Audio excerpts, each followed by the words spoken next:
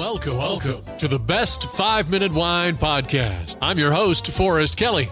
From the seed to the glass, wine has a past. Our aim at the Best 5-Minute Wine Podcast is to look for adventure at wineries around the globe. After all, great minds think alike. Let's start the adventure. Our featured winery is... In this episode, we head to the town that hosted the first women's rights convention in 1848. It's also believed to be the inspiration for Bedford Falls. Mary! That's my wife! Hans! Yay! Merry Christmas! Yes, the movie It's a Wonderful Life. It's Seneca Falls, New York, home to Montezuma Winery. Hi, this is Phil Plummer. I'm the head winemaker for the Martin Family Wineries, Montezuma Winery. Under the Martin Family Wineries and Distilleries, you have Montezuma Winery, Old Forge, Idle Ridge Winery, Alder Creek Distillery, and Hidden Marsh Distillery. We're going to focus on Montezuma Winery. Since you are the head winemaker, Phil, let's get a little background on yourself. I'm originally from Pittsburgh, Pennsylvania, but I came to Rochester, New York to go to college. I went to RIT, and I was there for this really specialized computer science program, and I got a couple years deep into that and came to the realization that I was headed for a life where I was going to be buried at a lab bench or behind a computer screen, and that terrified me.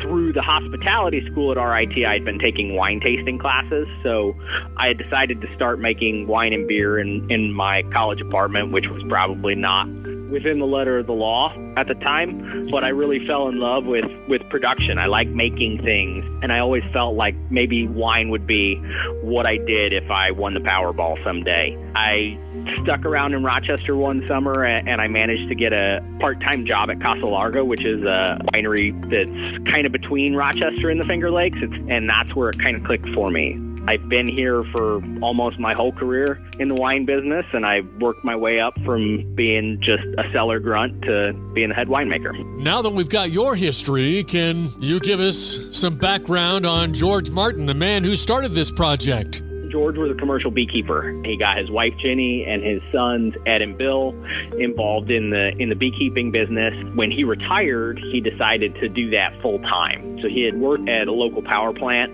At their peak, they were running hives all up and down the East Coast as part of a commercial pollination business. They started making meads as kind of a way to settle down a little bit. When they got started in the late 90s up in Sterling, New York on Lake Ontario, which is where they're from, they were just making meads. And then they kind of branched out into some fruit meads and then into some straight up fruit wines before they moved the operation to the Finger Lakes and got in on grape wines that I think most of us are more familiar with. Being the head winemaker, is there anything you're not involved in?